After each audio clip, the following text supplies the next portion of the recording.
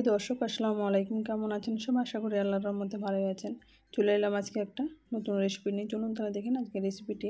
আজকে বানিয়ে নেব আলু দিয়ে রমজানি স্পেশাল 2 রকমের রেসিপি।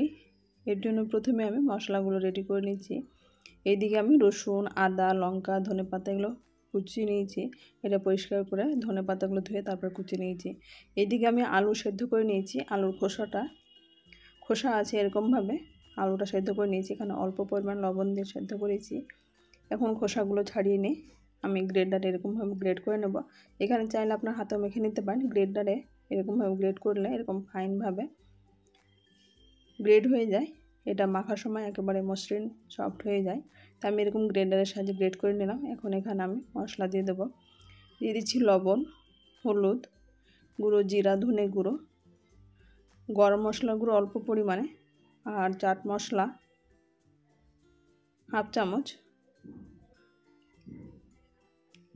বিট লবণ অল্প পরিমাণে দিয়ে আমি মশলাগুলো মেখে নেব। এখানে যদি চাট মশলা না থাকে তাহলে ম্যাগি মশলা দিয়েও এরকমভাবে তৈরি করে নিতে পারেন। এটা কিন্তু খেতে অসাধারণ লাগে। এইদিকে আমি নিয়ে নিচ্ছি কর্নফ্লাওয়ার 2 চামচ। কর্নফ্লাওয়ার পরিবর্তে আপনারা চাইলে চালের গুঁড়ো ব্যবহার করতে পারেন। আর দিচ্ছি 2 চামচ বেসন। এটা বাইন্ডিংয়ের জন্য যতটুকু প্রয়োজন ততটুকু দিতে হবে, আর বেশি দিলে কিন্তু ভালো লাগে না। তাই এখানে বাইন্ডিং করে যদি প্রয়োজন হয় তাহলে আরও দিতে হবে, আমার আর প্রয়োজন নেই। আর এইদিকে আমি নিয়ে নিয়েছি 3 চামচ কর্নফ্লাওয়ার।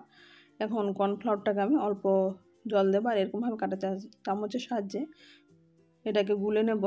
এরকমভাবে কাঁটা চামচে গুললে কিন্তু কোনো জমাট থাকে না, খুব সহজে এগুলো ভেঙে যায়, জলের সঙ্গে মিশে যায়। এরকমভাবে আমি জল দিয়ে এটাকে মেখে নিলাম।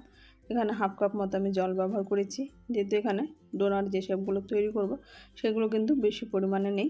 এখানে আলুর অর্ধেকটা আমি এখানে ডোনাট করে নেব, আর আলুর কিছুটা আমি এখানে ফিঙ্গার তৈরি করে নেব। এইদিকে আমি আলুর চপটাকে এরকম মেখে নিয়ে এরকমভাবে গোল শেপ করে নিই চপের মতো করে। মধ্যেরটা আমি এরকম আঙুলের সাহায্যে একটু এরকম গর্ত করে দেব। এটা ফুটো করে দিলে ডোনাটের শেপ তৈরি হয়ে গেল। এখন এই কর্নফ্লাওয়ারের গলার মধ্যে আমি এটাকে ডুবিয়ে নেব। আর এইদিকে আমি ব্রেড ক্রামসের গুঁড়ো নিয়েছি। এখানে চাইলে আপনার টোস্টের গুঁড়ো কিংবা পাউরুটি এটা সেঁকে নিয়ে এরকম গুঁড়ো করে নিতে পারেন। আমি এর মধ্যে এটাকে কোটিং করে নিলাম।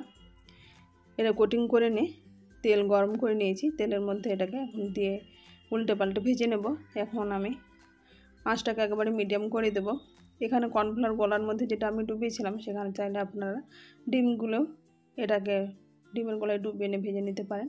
আমি ডিমের গলা ছাড়াই কর্নফ্লাওয়ার দিয়ে এটাকে তৈরি করে নিলাম।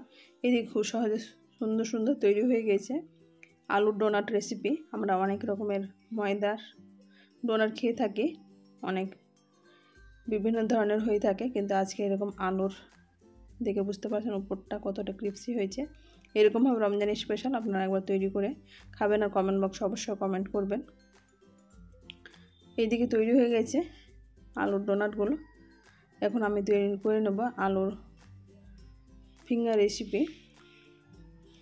যেটাকে আমরা পটেটো ফিঙ্গার বলে থাকি, সেগুলো এখন তৈরি করে নেব বলে। এখন আলুগুলো এরকম একই রকমভাবে খোসা ছাড়িয়ে নিয়ে আমি এখানে সব মশলাগুলো দিয়ে দেব। এখানে যে মশলাগুলো আমি দিয়েছিলাম ধনেপাতা, আদা, রসুন কুচানো, লঙ্কা কুচানো, লবণ, হলুদ, এটা মেখে নিয়ে এখন এখানে আমি এরকমভাবে মেখে নিয়ে আমি দুটো ভিডিও আর করলাম না, প্রথমে ভিডিওটা একই রকমের এরকমভাবে মেখে নিয়ে আমি এখানে 3 চামচ মতো চালের গুঁড়ো রেখেছি, তার মধ্যে এটাকে আমি মেখে নেব। চালের গুঁড়োতে এটা মাখলে একটু শক্ত ভাবটা থাকবে, যেহেতু এটা একটু রাউন্ড শেপ করতে হবে তাই আমি চালের গুঁড়োটা একটু বেশি ব্যবহার করেছি। এখানে কিন্তু আমি আর কোনো বেসন ব্যবহার করিনি। এখন আমি বেলনের মধ্যে এরকম তেল লাগিয়ে নিয়েছি আর একটা চপারের মধ্যে তেল লাগিয়ে নিয়েছি। এখানে চাইলে আপনারা রুটি করা পিঁড়িতেও এটা করতে পারেন। আমি চপারের ওপরে তেল মাখিয়ে এরকমভাবে এটাকে বেলে নেব।